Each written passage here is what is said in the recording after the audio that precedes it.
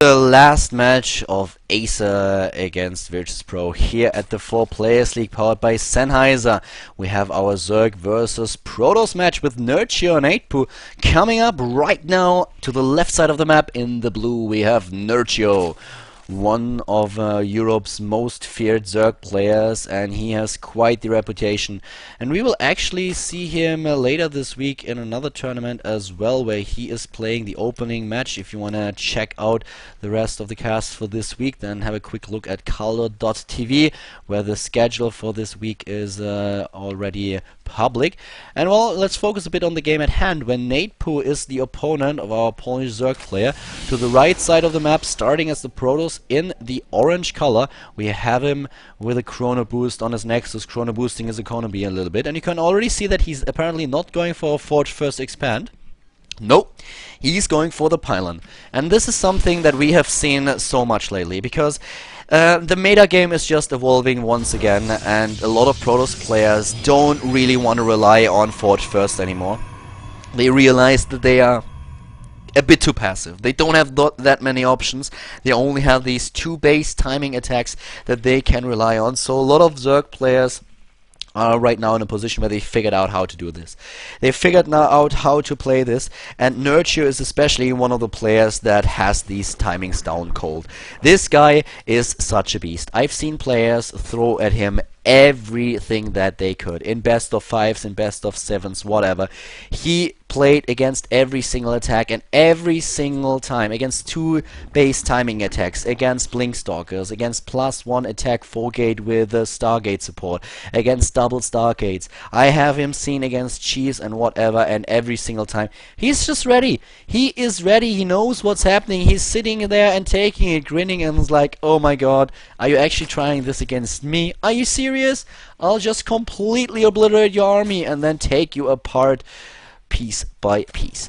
But Neytpoh and other Protoss players don't really want to rely on the Forge play anymore. They are like, okay, well, I start with a gateway first. I might go for a 1-gate expand. I might go for a 2-gate expand, which we've seen today, for example, in the GSL. Maybe even a 3-gate, but I will definitely have the option of getting aggressive. I might just go for a 4-gate. And we've been proven over and over again in the last few weeks that 4-gates are still a very strong strategy. It has worked in the GSL, and if you execute it well and your opponent scouts it too late, then suddenly it's just lights out. It's just completely curtains for the Zerg player, so he needs to be really aware of what's happening. Scouting is already very important, but it became just so much more important as Protoss players are trying to figure out new ways and old ways of how to pressure a Zerg player. He has already the chrono boost, and this is exactly one of these things. With the chrono boost early on for 1-gate, you can get a second stalker very fast, and then suddenly you find yourself in a position where you can attack, because Zergs get their speed so late.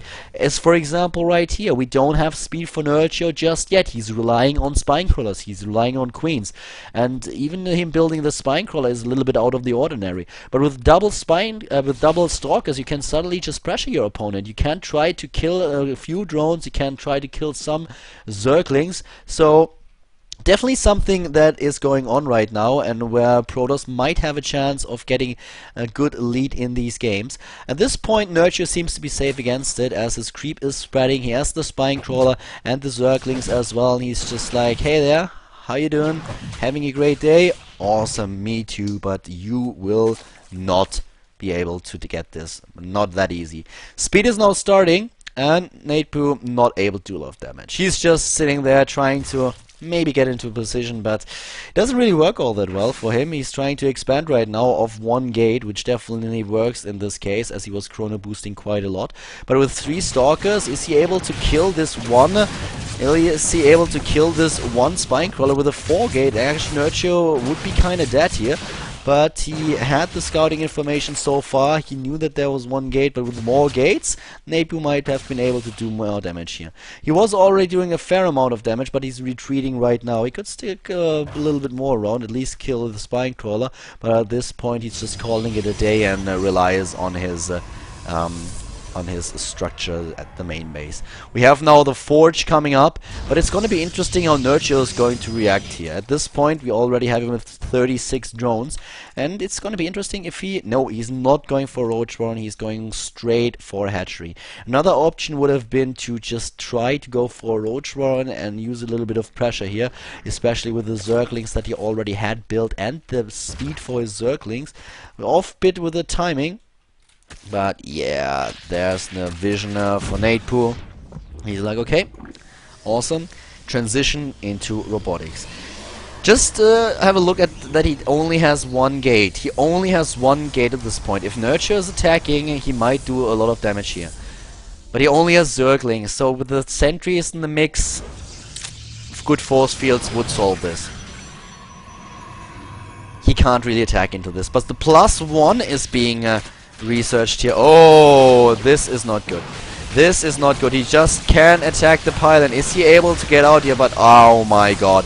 Neytpoh is taking down so many links. He is taking down too many Zerglings. The pylon, it will die. He's getting into the main base and sees the robotics bay and the fast Colossi tech. But still, this is tricky. This is tricky, losing this many Zerglings early on, but at least he knew that there's only one gate and that there's a fast Colossus tech. So he will be able to respond accordingly. And, well, in this case, to respond accordingly is to drone up like crazy, to go Sparta style. Madness. This is what this is, as we right now have the Spire coming up, and he does not need any defenses. And why is that? He knows there's only one gate. And if you only have one gate, then you can't do a lot of pressure. You can get a few units, but you will not be able to sustain your army.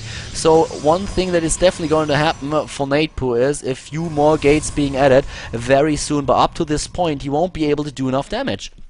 He can't reinforce his army, so if he's moving out with these forces, then all that Nerciho has to do is making good use of his lava, and suddenly there will be 1,000 Zerglings just completely crushing this force from every angle, and he needs Colossi first. So right now, Nerciho could start just drone up, and he did. He's at 78 harvesters right now. He's like, yep, I feel awesome. I am actually in a great position here. I have my Spire coming up, I have a macro hedge, I know that you can't do anything about it. You can do whatever you want, and I will still be able to get my units up. And here comes the Baneling Nest, here comes the Spire, while now Neytpoh has 7 additional gates. 7 additional gates and the first Colossi. But I have to admit, ladies, that at this point in time, I think this is going to be very, very hard for Neytpoh. Nerciho already has 73 drones. He has the economy. He's building Mutalisks right now. I would have rather seen him stick to a little bit more of an ordinary strategy, but with Mutalisks this might hurt as well. He's getting another base, and Mutalisks and Zerglings, depends on the question how fast is he going to kill those Colossi. How fast will these Colossi die? More Stalkers coming in. He spotted this. He saw it. He knows what's coming. The Zerglings trying to stream in here. He's going for base trade scenarios, and the Zerglings will be very important, as are the Mutalisks. He takes down the cannon and the base race. I don't think that Neytpoh can win a base race. I seriously doubt it. All the probes in the main base are gone. He's losing his expansion at the same time. The third base is being attacked now, but so many Mutalisks are being built here. He already has 15. He's getting more of them. A ton of spine crawlers being built. And the Zerglings, they're just killing every single probe here. They're taking down the probes. There won't be a lot of units that he can build. I actually doubt that he can build any units at all. How many probes are left in this map? None. He doesn't have a single one, and therefore the game is over. He was able to secure a lot of drones. He still has enough minerals to build another base, so Nerciho doesn't even have to defend.